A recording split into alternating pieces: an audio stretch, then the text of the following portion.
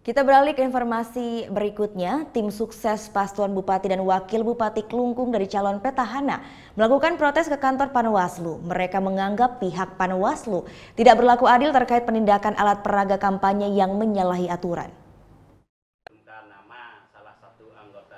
Merasa diperlakukan tidak adil, salah satu tim sukses dari paslon petahana Bupati dan Wakil Bupati Klungkung melakukan protes ke kantor Panwaslu. Mereka keberatan atas sikap Panwaslu yang diduga tidak menindak pemasangan alat peraga kampanye seperti baliho yang menyalahi aturan. Dari data tim sukses tersebut, terdapat 3 baliho paslon yang tersebar di wilayah Klungkung yang dianggap pemasangannya tidak sesuai dengan tempatnya. Panwaslu pun dianggap tidak berlaku konsisten, mengingat penindakan tegas diduga hanya berlaku pada salah satu paslon saja. Selain alat peraga kampanye, tim sukses ini juga memprotes sikap petugas Panwaslu yang membubarkan tamu yang berkunjung ke rumah paslon mereka yang dianggap Panwaslu sebagai pengumpulan tenaga kontrak. Terkait sejumlah permasalahan ini, kuasa hukum tim sukses ini pun akan melayangkan surat keberatan yang tembusannya langsung ke pihak Bawaslu. Tentang pemasangan baliho, kami mau semua terang.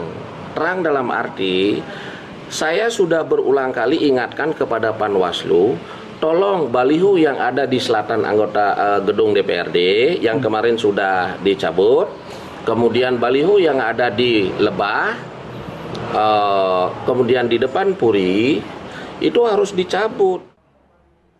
Sementara pihak Panwaslu Klungkung keberatan jika dianggap tidak berlaku adil.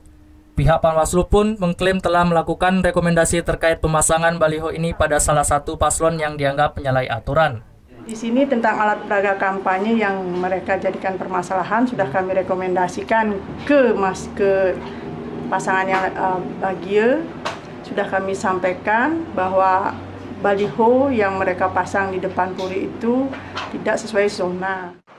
Dalam Pilkada 27 Juni nanti, Kabupaten Klungkung memiliki 2 pasangan calon bupati dan wakil bupati, yakni paslon petahana dari paket swasta dan paslon lain dari paket bagia. Kade Martana melaporkan untuk NET.